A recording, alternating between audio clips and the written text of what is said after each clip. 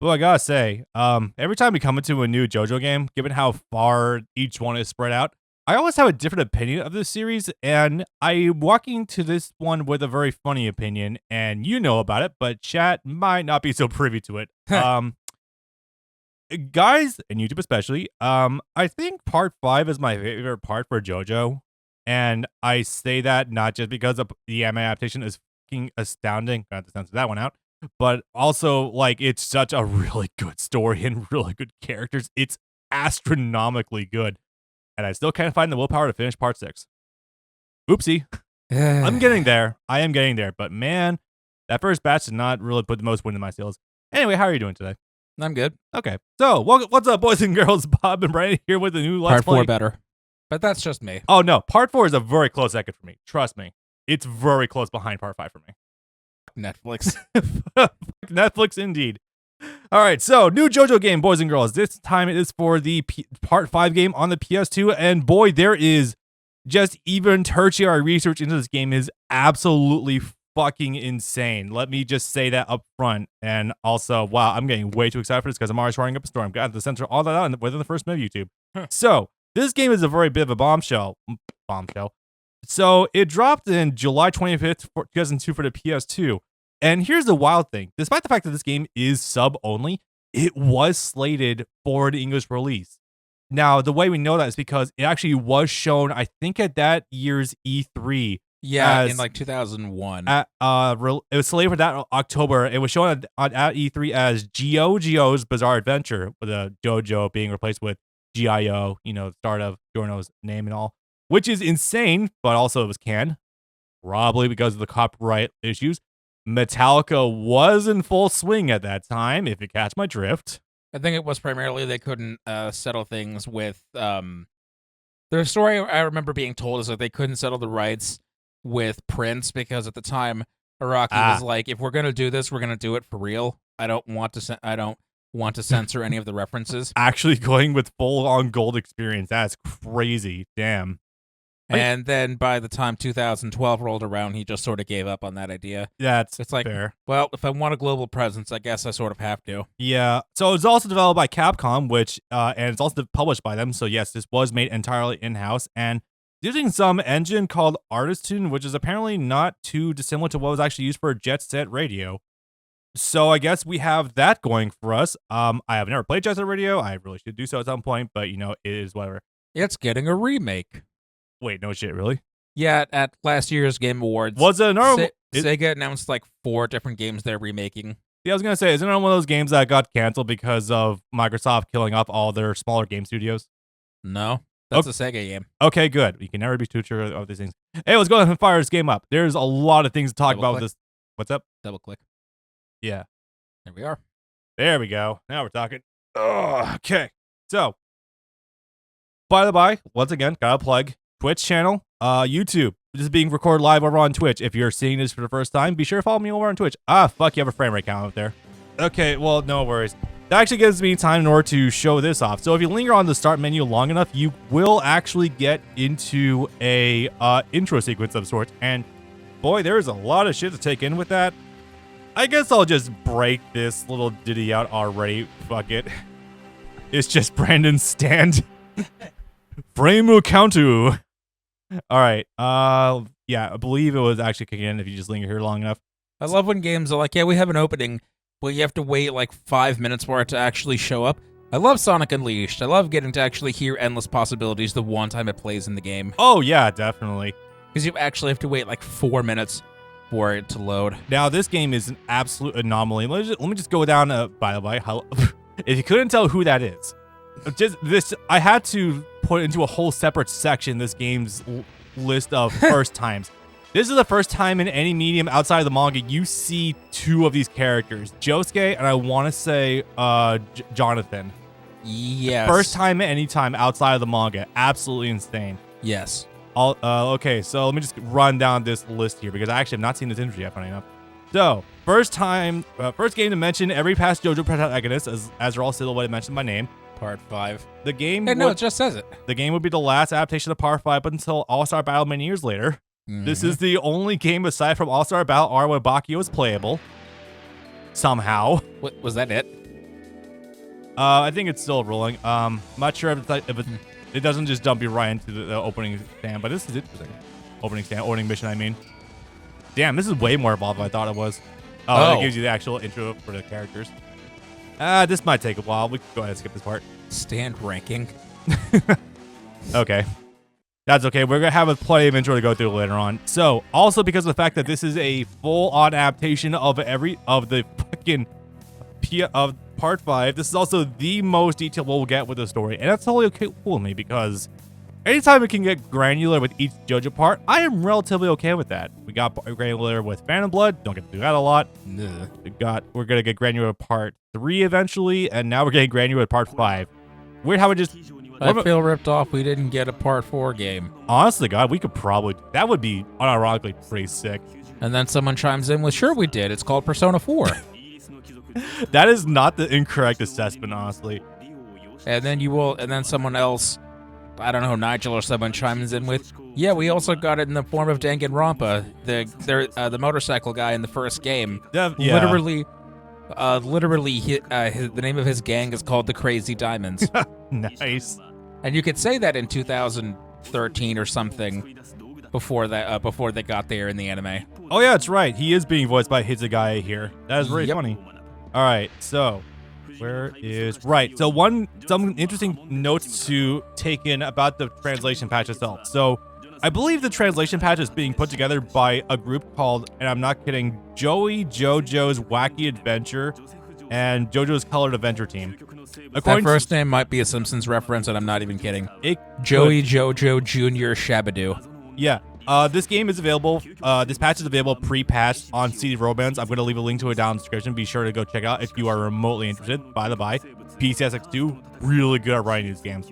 Now. Yeah, now. Thank you, Nightly version. All the names are also presented as in their original unaltered form. Although we get some funny Japanese isms like with Bucciolati.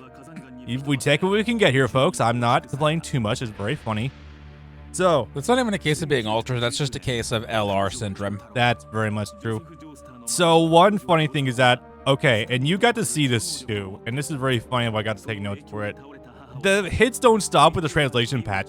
The final scene for this game, and you got to see this, has a full-on fan dub. I'm not reading the text at all. I'm just looking at the panels. Oh, also, hello, early part, Josuke, looking straight up like Fist of the What is the scalable image format called? Because these manga pages are being blown up to 4K and they still look fucking gorgeous. It's called Vectors. And honestly, yeah, I imagine they might have resources for it if Araki still had them on hand with the original panels. Hey, can we get this for every manga in a scalable format? It sounds stupid, but I kind of want to read manga on a TV and have it not be artifacted to hell and back. Unironically, yeah. So the fun thing about translation patch also is that there's credits in this game in the credits list for Exports, Varg Skeletor. If you don't know who that is Joel from Vine Sauce. I need to catch up with them. And Simple Flips? No idea. Okay, and Simple Flips is a famous Super Mario 64 player who is very hilarious and a very positive man. Parallel universes. Very wild how we managed to different guy, Pan and Kovac. Yeah. Very crazy how we got those. I can only assume they were promoting the game or something. That's my best guess, but you know it's neither here nor there. And we begin with the funniest shit. Oh boy, Leaky Eye Luca with the hard red matte hair. Oh boy. That is just plush. Yeah, so because obviously this is well before Salty Dan. So because this is well before we're even thinking about David Productions for doing these, everyone's got some pretty crazy colorations going on. Did we skip over Koichi entirely? So yes, but there's a caveat to that I'll get to later. Is it in that extra mode? I believe it is in the extra mode. I was going to cover this a little bit later, but there is a whole gallery mode in this game that actually does give you some various drama pieces that kind of recreate some stuff that is not covered in this game. The story mode of this game does cover most of the major beats for everything, but it does skip some noteworthy things, i.e. the gay couple with Crush and Talking Heads. What else does it skip? I'm trying to remember off the top of my head. Presumably they can't do something like Notorious B.I.G. in a game like this. Actually, no. Notorious B.I.G. is here. Oh yeah, also Alejandro Saab's character. I forgot what the hell his name Craftwork. is. Yeah, that Craftwork. That's it. That's just Chris get even Luca's that. Well, I mean, are we really missing anything though? so. These models look terrible, but this is actually sort of impressive speaking animation for a PS2 game. Oh, definitely. Considering they had to model basically all of those mouth bones, and at the same time, their eyes don't move, and none of the rest of their face moves at all. Ah, damn, it's still visible though. There's a little bit of motion blur that goes on with it sometimes, and it can make the cutscenes look a little bit wobbly, but it's not that bad overall. Trust me when I say with Nightly PCSX2, we're able to snuff out a lot of the interlacing shake. It's so good. Those teeth. I know, right? Let me also just say this up front. Ray Chase does so much heavy lifting for fucking Bucciarati.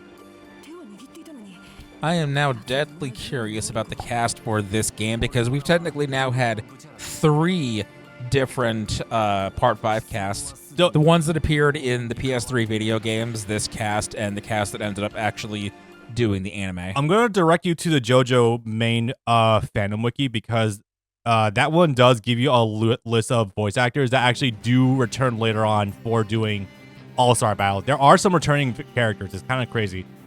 All right, so basic gameplay stuff. So this is a lot less like your traditional beat 'em up like it was from before. It's actually more so like what I would consider like a puzzle fighter of some kind. So first of all, circle is dodge. We're just jumping over everything. Fuck it. Circle is dodge. I hate this dodge roll because it's so laggy, but it's got a lot of iframes, so you kind of need it. Whereas your light attacks, obviously.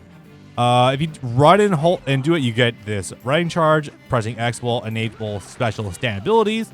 Pressing triangle will also enable special stand abilities. That part is never really explained to you. I only found out about that close to the end of my first run. Not kidding about that fact. There are some also Capcom isms in this game, I guess you could say. You can link, or I guess you can cancel your light string into like R1s or triangles, X's, shit like that. Like this, you can do some cool shit. And this is where we're gonna get fun. So, oh nope, okay. Stand shoot. This is the thing that's needed for a lot of secret factors in the game that will give you bonus points as well as give you health regenerations. Very important to keep this in mind. And also, what allows you to do this. We learned a little bit late into the game that is this CC2? No, it's not. This is Capcom. In-house Capcom. Okay, I was gonna say, just saying Capcom doesn't mean much of anything because they're a publisher, not a developer. And Nope. And they've published CC2 games in the past. Oh no, this is also developed by them. All right. It is kind of crazy how they actually had such a huge stake in JoJo games back in the day, especially like starting with Heritage for the Future, this game, and I think also with the Part 1 game too in 2005. No, that was already Bamco by then, I think. I'll have to check that, but I feel like maybe. I feel like starting criteria each stage for each stage will reward you with secret factors. This is where things get a little bit, I think, off the rails, but they're not impossible. Secret factors, when you get to them, there's secret requirements in each stage you can reach. So basically, whenever you do them, you'll get health bonuses as well as secret cutscenes. I asked that specifically because secret factor is a CC2 term. It's in all of their games. With that one. That's fine. And I think this might be an homage to the Heritage for the Future fighting game. So with Giorno, you're able to, actually most everyone, you can kind of chain loop the stand shoot over and over again. It's extremely funny. I think I might have missed one secret factor there, but it's not a big deal. I'll take that though. Holy fuck. You know, this is sort of funny casting. Romy Park would eventually go on to play Koichi specifically in the PS3 games. Yeah. But not actually for the anime. And Bucciarati here is Takahiro Sakurai, who you would know as Cloud. Yep. And he would eventually end up playing Rohan in the anime. Oh yes. The cast list for this game like really goes all over the place. They changed other characters. So I think 2 of them stated roughly the same. I want to say off the top of my head. It's very nutty what they do with this game. That being said, though, I do not like this game's Diablo. We'll get to that later. Capcom must have sold the rights after this game. That and also Namco was absorbing a lot of IPs back in the day, so not too surprising. Mitsuru Miyamoto, who were they? Oh man, but I have a lot of things to talk about with Part 5, guys. So I did watch the show when it was airing back in like 2018, 2019. About to have one of those serious disconnect moments that Okay. that Bailey is so fond of posting. The Japanese Diablo voice is the voice of Simba. You love to see it. That is so fucking good. And also Roger Smith from The Big O. Oh my god, that's hilarious. So I actually, I was watching part 5 when it was originally airing weekly, and boy, those JoJo Fridays were fucking baller. Yeah. Also, last time the we last got ones. the last ones. God damn it. However, recently, when I learned that this game was actually a lot shorter, I thought it was. What's going on with Jordan's teeth there? I was like, you know what? He turned his tooth into a jellyfish. Right. I actually got inspired. I was like, you know what? Part 5, I think, is standalone enough by itself that you can show it to someone without too much knowledge of the rest of the series, and you can kind of skirt by. I started showing Taylor Part 5, and they are hooked. Like, so much so. It's great. Not as much as, like, with Final Fantasy VII, the remakes I've been playing for them, but a pretty good amount. Like, it's very funny, actually. Anyway, so this mission is very simple. So we have to track down and beat Bucciarati in 5 minutes. Go figure. I think his first spawn point is either to the left over here. Nope, he spawned to the right, I want to say. And never mind, I lost him. Hang on a sec. Oh, we do have a trick, though. Pressing triangle will spawn the ladybug, and it will home in on him.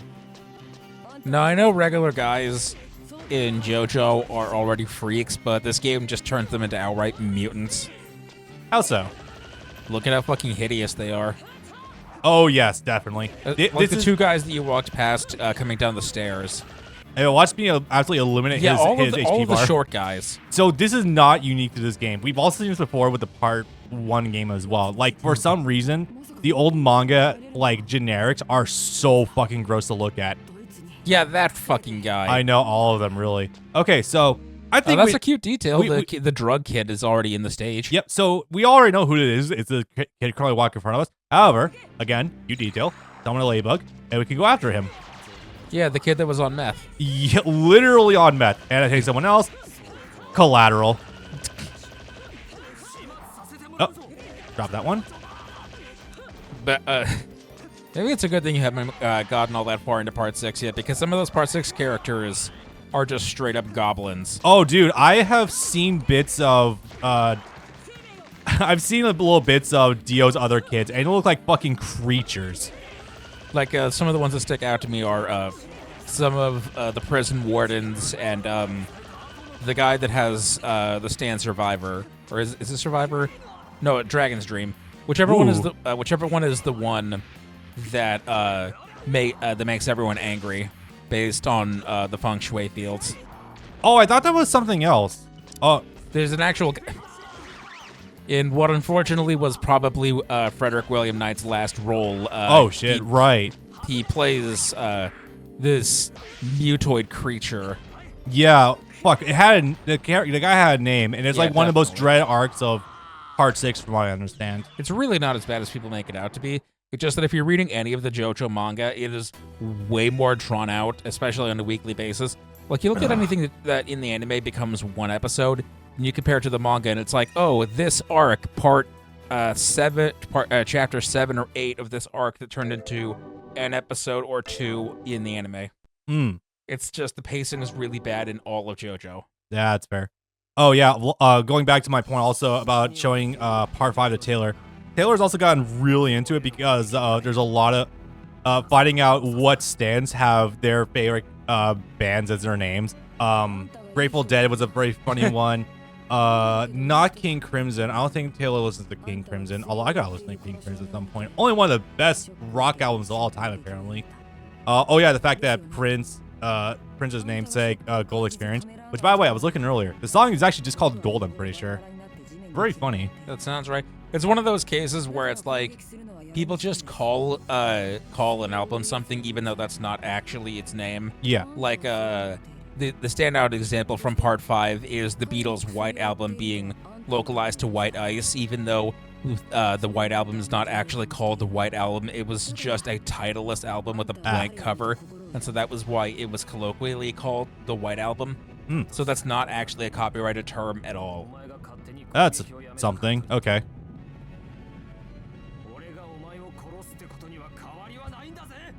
Hey, Alex, you managed to join. Hey, Alex. Hey, Alex. I'm going to advertise part 5 to you. You should totally watch it. Oh, yeah. That dude's name looks like a lobotomy, and he gives me a lobotomy looking at him. Excuse me. But no, I also realized one funny thing about going through JoJo again is that I can actually talk about the bands that are associated with the stand names. And boy, let me tell you. There he is. Oh, yeah, right. Him. It's fucked up because Kenzo does have a somewhat decent design, even if he is absolute fucking goblin mode. Oh, that's really unfortunate. Yeah, that's his last credited role, and then posthumously credited to Storm Connections. Yeah, that's fucking rough, man. Jesus. We lost that man way too soon, even if he was like in his 60s. I don't fucking care. We need him longer. I need absolutely. Again, I'm coming to real appreciate William Frederick Knight's works post-mortem, and that makes me very sad. Oh yeah, no, I love that guy. Appreciate who we have while we still have them, guys. I'm just gonna say that right now.